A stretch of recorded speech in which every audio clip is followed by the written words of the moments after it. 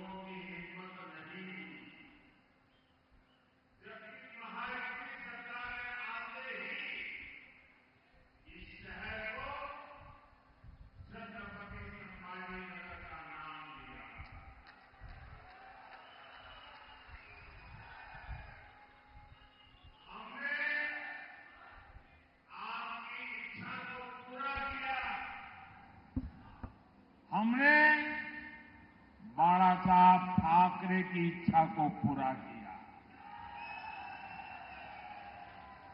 और मैं शिंदे जी आपको और आपकी सरकार को भी बहुत बहुत बधाई देता हूं। और साथियों, औरंगाबाद को छत्रपति संभाजी नगर बनाने का सबसे ज्यादा तकलीफ इसे हुई थी। इसी कांग्रेस पार्टी को, अगाड़ी वालों को, जिसके पाले पोसे हुए लोग इस फैसले को पलटने के लिए कोर्ट तक चले गए थे। आप मुझे बताइए, जिन्हें संभाजी महाराज के नाम पर आपत्ति है, जिन्हें उनके हत्यारे में अपना मसीहा दिखता है, ये लोग महाराष्ट्र और मराठी स्वाभिमान के खिलाफ खड़े हैं कि नहीं खड़े हैं? ये लोग हमारी पहचान के खिलाफ है या नहीं है? महाराष्ट्र क्या कभी भी ऐसे लोगों को स्वीकार करेगा क्या? साथियों, महाराष्ट्र को विकसित भारत के विजन का नेतृत्व करना है। बीजेपी और महायुति इसी संकल्प को लेकर काम कर रहे हैं। इसलिए आज महाराष्ट्र में आधुनिक इंफ्रास्ट्रक्चर का निर्माण हो रहा है। आज समृद्धि महामार्ग संभाजी नगर से होकर गुजर रहा है। मराठवाड़ा, विदर्भ और मुंबई से सीधे जुड़ गया है। जलगांव, धुलिया, सोलापुर से हाईवे कनेक्टिविटी के प्रोजेक्ट पर भी तेजी से काम हो रहा है। इस पूरे क्षेत्र में रेलवे को आधुनिक बनाया जा रहा है। साथियों, महायुति सरकार बनने के बाद देश में सबसे ज्यादा निवेश, फॉरेन डायरेक्ट इन्वेस्टमेंट अगर कहीं हुआ है तो वो मेरे महाराष्ट्र में हुआ है। शिंदे जी, इसके लिए भी आपको और आपकी टीम को बधाई। और इसका एक बहुत बड़ा लाभ आप लोगों को हुआ है। अकेले इस क्षेत्र में अब तक 70,000 करोड़ रुपए से ज्यादा के निवेश के समझौते हो चुके हैं। 45,000 करोड़ रुपए के प्रोजेक्ट्स यहां आ चुके हैं। आने वाले समय में बहुत सारी बड़ी बड़ी कंपनियां हमारे यहां काम करेगी। इसके लिए यहां महाराष्ट्र का सबसे बड़ा इंडस्ट्रियल पार्क बनाया जा रहा है। और इस सब का नतीजा क्या है? ज्यादा निवेश, ज्यादा कंपनियां, यानी संभाजी नगर और मराठवाड़ा के युवाओं को ज्यादा से ज्यादा अवसर, ज्यादा से ज्यादा रोजगार। साथियों, महाराष्ट्र में विकास के इस महायज्ञ के साथ ही हमारी सरकार विरासत का अनुष्ठान भी कर रही है। भगवान विट्ठल के भक्तों की सुविधा के लिए हमने पालकी महामार्ग का निर्माण करवाया है। महाराष्ट्र और मराठवाड़ के लोग दशकों से मराठी को अभिजात भाषा का दर्जा देने की मांग कर रहे थे। मराठा गौरव से जुड़ा ये काम भी बीजेपी ने ही पूरा किया है। साथियों, अगाड़ी वालों ने महाराष्ट्र की परेशानियों को बढ़ाने के अलावा कोई काम नहीं किया है।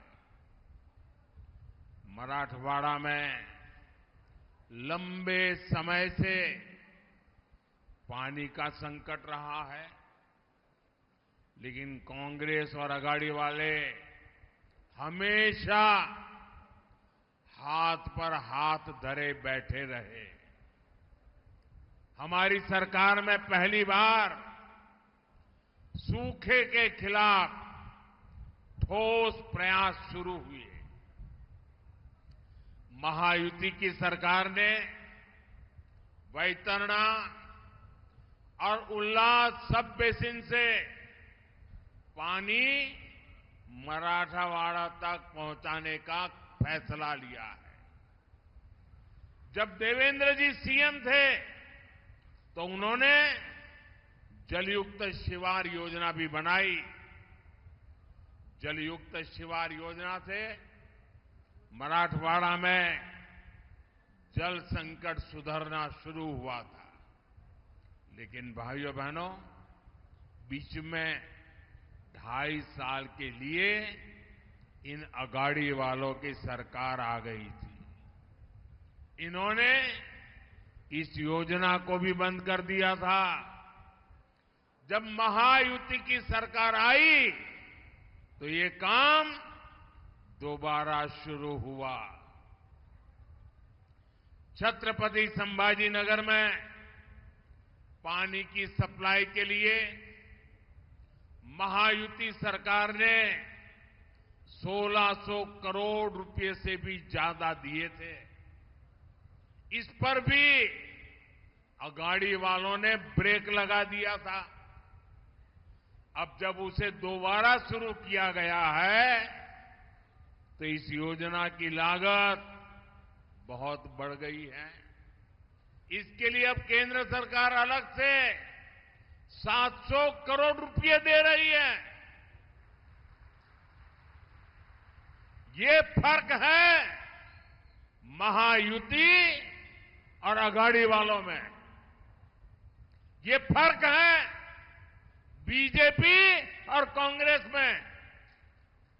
आप मुझे बताइए, महाराष्ट्र में सरकार पानी और सूखे से मुक्ति दिलाने वाली होनी चाहिए या इन योजनाओं को ठप करने वाली होनी चाहिए? ये अगाड़ी वाले बूंद बूंद पानी के लिए आपको तरसाएंगे। तरसाएंगे कि नहीं तरसाएंगे? इसलिए विशेषकर मैं माताओं बहनों को कहता हूं, ये अगाड़ी वालों को घुसने ही मत देना, वरना आपको पानी के लिए भी तरसा के रखेंगे। इसलिए मैं कहता हूं, भाजपा महायुति आहे तर गती आहे, महाराष्ट्राची प्रगती आहे। साथियों, महायुति के लिए हमारा किसान हमारा अन्नदाता है। विकसित महाराष्ट्र का सबसे मजबूत स्तंभ है यहां कपास के किसान बहुत बड़ी भारी मात्रा में है। हमारी सरकार कपास किसानों की आय बढ़ाने के लिए भी हर संभव प्रयास कर रही है। महाराष्ट्र में टेक्सटाइल पार्क खुलने से स्थानीय कपास उद्योग को बढ़ावा मिलेगा। किसान सम्मान निधि के तहत महाराष्ट्र के 1,20,00,000 किसानों को 33,000 करोड़ रुपए से ज्यादा उनके खाते में जमा हो चुका है। छत्रपति संभाजीनगर के ने भी 4 लाख से ज्यादा किसानों को यहां मेरे किसान भाई बहनों को फायदा मिला है। महायुति सरकार की नमो शेतकरी योजना की वजह से किसानों को डबल पैसा मिल रहा है। साथियों, हमारी सरकार सोयाबीन किसानों को संकट से उबारने को अलग से 5,000 रुपये दे रही है। महायुति सरकार ने सोयाबीन का न्यूनतम समर्थन मूल्य 6,000 प्रति क्विंटल करने का भी वायदा किया है। अगले 5 वर्षों में किसानों का फायदा भी बढ़ेगा, उन्हें नए अवसर भी मिलेंगे। हम इस प्रयास में लगे हैं कि अब हमारे किसान भाई बहनों को बिजली बिल की चिंता ही ना हो, इसलिए हम हर खेत तक सोलर ऊर्जा पहुंचाने में जुटे हैं। बड़ी संख्या में सिंचाई के पंपों को सोलर पंप में बदला जा रहा है। यही नहीं, हमने डेयरी के काम में जुटे किसानों की भी चिंता की। हम गोपालक, पशुपालक किसानों को किसान क्रेडिट कार्ड की सुविधा दे रहे हैं। साथियों, कांग्रेस पार्टी सरकार बनाने के लिए विकास पर नहीं, बंटवारे पर भरोसा करती है। कांग्रेस दलितों, पिछड़ों, आदिवासियों को आगे बढ़ने से रोकती है, ताकि सत्ता पर पीढ़ी दर पीढ़ी इनका कब्जा बना रहे। इसलिए कांग्रेस शुरू से ही आरक्षण के खिलाफ रही है। आप देखिए, इन दिनों इंटरनेट पर पुराने अखबारों की तस्वीरें वायरल हो रही हैं। आपने भी न देखा हो तो जरा निकाल करके देखिए। आरक्षण को लेकर कांग्रेस की असली सोच क्या है, ये इन एडवर्टाइजमेंट्स में देख करके आज लोग इसकी चर्चा कर रहे हैं। आपको मालूम है, कांग्रेस पहले खुले आम कैसे कैसे विज्ञापन देती थी। कांग्रेस आरक्षण को देश के खिलाफ बताती थी। कांग्रेस आरक्षण को मेरिट के खिलाफ बताती थी। कांग्रेस की मानसिकता और कांग्रेस का एजेंडा अभी भी वही है। इसलिए पिछले 10 वर्षों से ओबीसी समाज का प्रधानमंत्री इन्हें बर्दाश्त ही नहीं हो रहा है। उनको लग रहा है ये पिछड़ा कहां से आ गया। इसलिए कांग्रेस के शहजादे विदेश में जाकर खुलेआम बयान देते हैं कि वो आरक्षण को खत्म कर देंगे।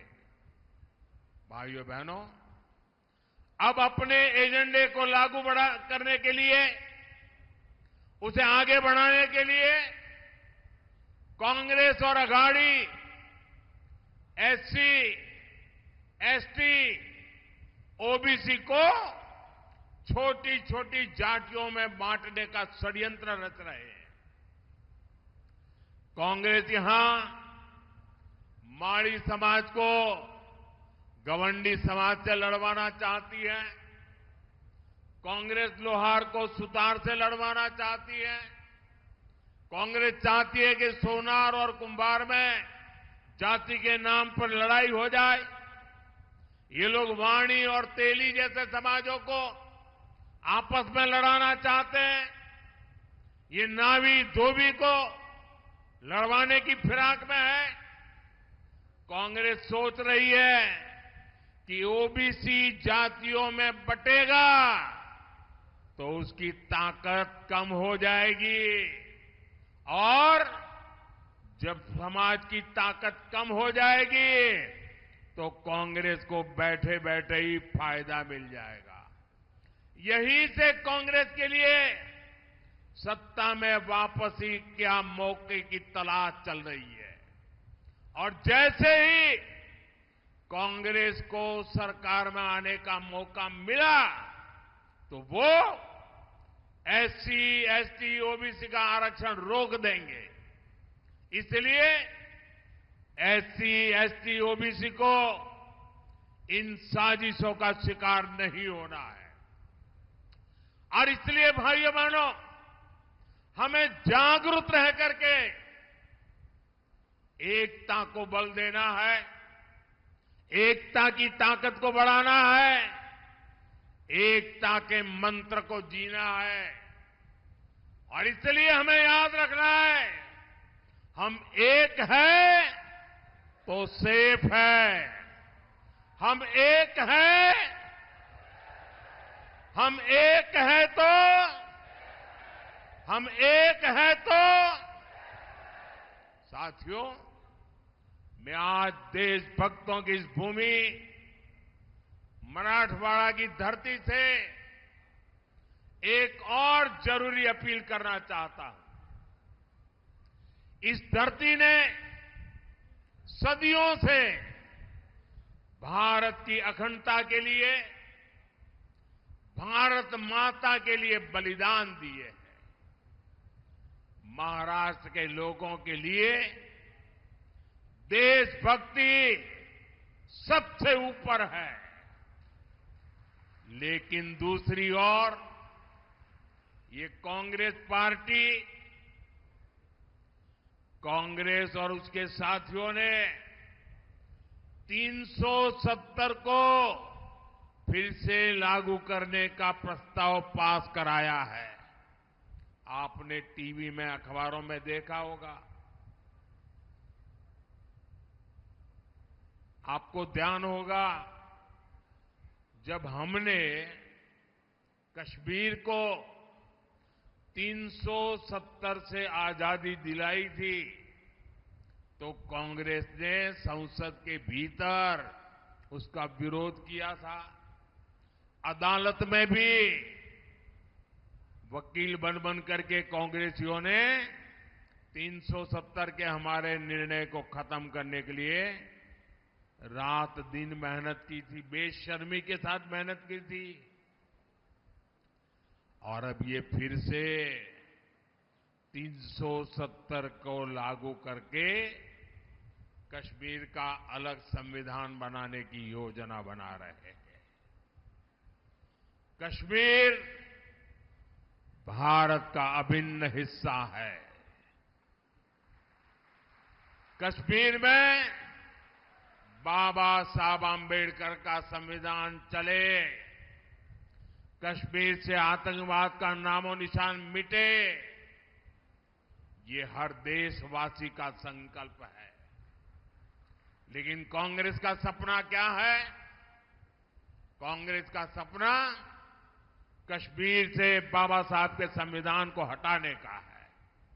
मैं तो हैरान हूं, पाकिस्तान के अलावा अगर कोई ये सपना देख रहा है तो वो कांग्रेस और उसके साथी है। पाकिस्तान की भाषा बोलने वाली कांग्रेस और उसके दोस्तों को क्या महाराष्ट्र के मेरे भाई बहन, संभाजीनगर के मेरे भाई बहन ऐसे लोगों को सबक सिखाएंगे कि नहीं सिखाएंगे? साथियों, हमें महाराष्ट्र में एक मजबूत और निर्णायक सरकार की जरूरत है। कुर्सी के लिए आपस में लड़ने वाले अगाड़ी के लोग महाराष्ट्र के हित में कभी काम नहीं कर सकते। इसलिए मेरा आग्रह है, ज्यादा से ज्यादा संख्या में महायुति उम्मीदवारों के पक्ष में वोट करें। मैं आपको भरोसा दिलाता हूं, अगले 5 साल में महाराष्ट्र विकास की नई ऊंचाइयों को छुएगा।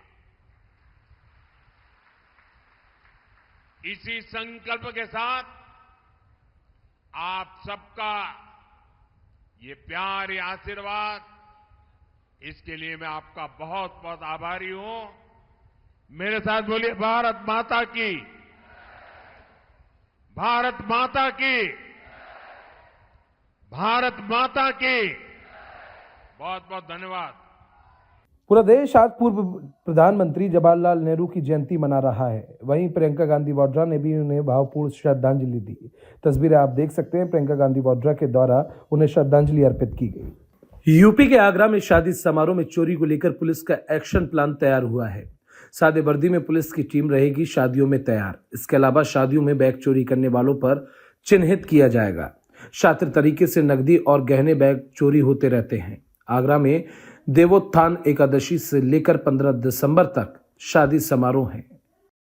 सर, आगरा पुलिस ने शादी विवाह में होने वाली घटनाओं पर अंकुश लगाने के लिए कोई प्लानिंग तैयार की है? किस तरह की प्लानिंग और पुलिस किस तरीके से काम करेगी ताकि वारदातों पर अंकुश लगे? देखिए, आज यानी 12 नवंबर 2024 देवोत्थान एकादशी से लगभग 15 दिसंबर तक आगरा जनपद और तमाम जनपदों में भी शादी और विवाह के बहुत सारे आयोजन हैं। और गत वर्ष और पिछले कई वर्षों में ऐसा देखा गया है कि शादी विवाह के आयोजन में बहुत सारे चोरी की घटनाएं वो ऐसे कारित की जाती हैं कि कुछ लोग शादियों में घुस के और लड़के और लड़की के माता पिता को चिन्हित करके और उनके पास जो बैग रखे होते हैं उसकी चोरी करने की घटना कारित करते हैं। और ये बहुत शातिराना तरीके से इस काम को अंजाम दिया जाता है। और इसको प्रिवेंट करने के लिए आगरा पुलिस ने एक मुहिम चलाई है, जिसमें तमाम सारे सादे वस्त्रों में भी हमारे लोग रहेंगे और वो जनता को और ऐसे शादी ब्याह के फंक्शन में जो इस तरह के संदिग्ध लोग हैं उनको फॉलो करेंगे और कोई अगर ऐसी घटना कारित करने की कोशिश करता है तो उनको प्रिवेंट करने का भी प्रयास करेंगे, उनकी गिरफ्तारी भी करेंगे। इसके साथ ही साथ बहुत सारे ऐसे लोग होते हैं जो अन्य जनपदों में अपने घर को छोड़ के, बंद करके, लॉक करके जाते हैं शादी ब्याह एक आध दिन के लिए अटेंड करने के लिए।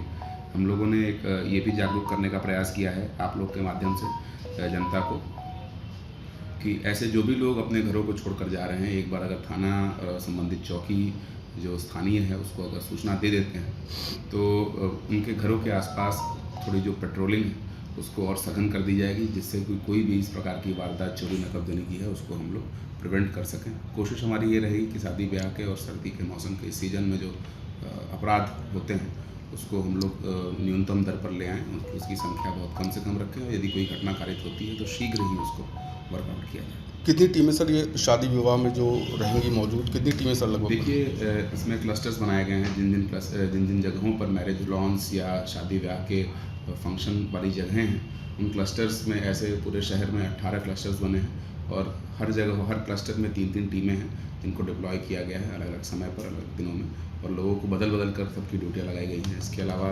इलेक्ट्रॉनिक सर्विलांस भी लिया जाएगा और CCTV कैमरों से भी कंट्रोल रूम में मॉनिटरिंग की जाएगी। यूपी के बांदा जनपद के बमेरू कस्बे में खंबे में चढ़कर विद्युत लाइन डालते समय एक मजदूर नीचे गिर गया, जिससे मजदूर की मौत हो गई। बता दें कि गिरवा थाना क्षेत्र के बिरसडा गांव निवासी राजा भैया पुत्र महाराज उम्र 45 वर्ष विद्युत पोल में नई लाइन डालने का काम करता था। क्या नाम है आपका? श्यामलाल मौर्य। क्या घटना हुई है? ये लोग हमारे ठेकेदार हैं, कंपनी द्वारा काम कर रहे हैं। हम लोगों ने शटडाउन दिया, लाइन का काम कर रहे थे। अचानक से कोई नट बोल्ट वगैरह कुछ भी हो, समस्या टूट गया है, जिससे कर्मचारी नीचे गिर गया है। हम लोगों ने देखा, तुरंत यहाँ बगेरू प्राथमिक स्वास्थ्य केंद्र लेके आए और डॉक्टरों ने यहाँ मृत घोषित कर दिया। क्या खंभे में चढ़ के काम कर रहे थे? जी सर। तो क्या क्या टूट गया था कि नीचे आ गया? अब ये सर थोड़ी सी अंधेला हो गया, हमारी समझ में नहीं है क्या टूटा, क्योंकि हम इसको देख करके यहाँ इसको लेके आए मजबूरी, क्योंकि अच्छा, डॉक्टर ने देखा, क्या बताया? डॉक्टरों ने कहा मृत हो गया। मृत घोषित कर दिया। कहाँ का रहने वाला है ये? सर ये तो शायद बरसड़ा गांव का है। बरसड़ा गाँव का। जी सर एक ब्रांड डेट आया था, क्या मामला? हाँ, एक राजा भैया नाम के कर्मचारी थे, उनको उनके साथियों के द्वारा लाया गया था। जब उनको एक्सीडेंट से उनकी डेथ हुई है काम करने के दौरान, जब उनको लाया गया था तो उनके दिल की धड़कनें और सांस वगैरह सब रुक चुकी थी। हमारे द्वारा परीक्षण करने के बाद पाया गया कि वो जीवित नहीं है। उनके परिजनों को बता दिया गया और उससे संबंधित जानकारी पुलिस कोतवाली भेज दी गई। यूपी के आगरा में दूध व्यवसायी की गोली मारकर हत्या कर दी गई। कैंटीन पर दूध सप्लाई कर युवक लौट रहा था। अज्ञात बदमाशों ने उसके सिर में गोली मार दी, जिससे उसकी मौत हो गई। गांव के कच्चे रास्ते पर यह वारदात हुई। 100 मीटर दूरी पर बाइक मिली। सूचना पर एएसपी समेत थाने का फोर्स पहुंचा। यूपी के हमीरपुर में बैंक मित्र के साथ लूट करने वाले लुटेरों से पुलिस की मुठभेड़ हुई। जवाबी फायरिंग में एक लुटेरे के पैर में गोली लग गई। दोनों लुटेरों के पास से लूट का सामान, मोटरसाइकिल, अवैध तमंचा बरामद किया गया है। पुलिस को एक बड़ी सफलता हाथ लगी है। यूपी के मुरादाबाद में कल डिप्टी सीएम ब्रजेश पाठक का चुनावी दौरा है। 15 नवंबर को डिप्टी सीएम ब्रजेश पाठक चुनावी जनसभा को संबोधित करेंगे। भाजपा प्रत्याशी ठाकुर रामवीर सिंह के पक्ष में जनसभा को संबोधित करेंगे। डिप्टी सीएम ब्रजेश पाठक विपक्षियों पर निशाना भी साधेंगे। यूपी के वाराणसी में जिला अस्पताल में डॉक्टर और नर्स का डांस देखने को मिला। नर्सिंग सुप्रिटेंडेंट के प्रमोशन के चलते पार्टी चल रही थी।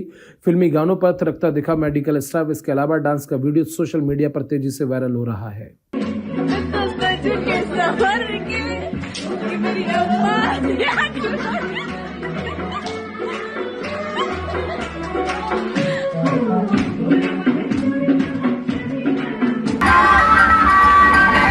यूपी के मुरादाबाद में बीजेपी उम्मीदवार रामवीर सिंह ठाकुर के लिए कॉमेडियन उस्मान भारती ने शो किया।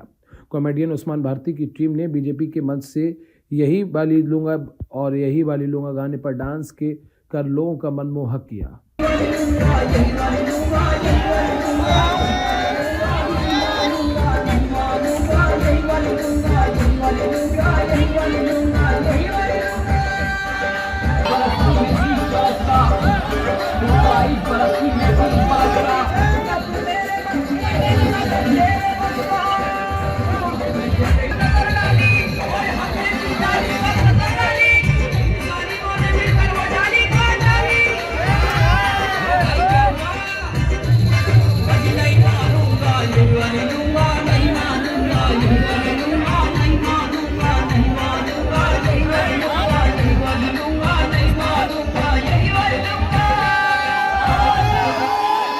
यहाँ बुलाया, दावत दी और बहुत प्यार करते हैं हमको और गरीबों के वाकई मसीहा हैं। गरीबों का साथ देने में सबसे ज्यादा आगे कदम बढ़ाने वाले इंसान, उन्हीं का नाम अब्बास अली है। तो दोस्तों, हम भी उन्हीं के लिए करके आए हैं। इनके पिंगे हम बिना कदम रखे मेरे साथ। हाँ, ये तो समझते अब्बास भाई की मोहब्बत है जो यहाँ को आई मेरे साथ। तो दोस्तों, इनको भारी मतों से हम लोगों को जिताना है और हम लोग इन्हीं के समर्थन में आए हैं, ठाकुर रामवीर सिंह की। और तो दोस्तों, आप लोग एंटरटेनमेंट करते रहें और मैं आपको हंसाने के लिए आया हूं और हंसाता ही रहूंगा। और दोस्तों, आप ये ना समझें कि भैया ये कलाकार किराए पर बुलवाए हुए हैं। भाईजान, हम लोग निःशुल्क चढ़कर, जो कि ये गरीबों का साथ देते हैं, हम लोग समर्थन में आए हुए हैं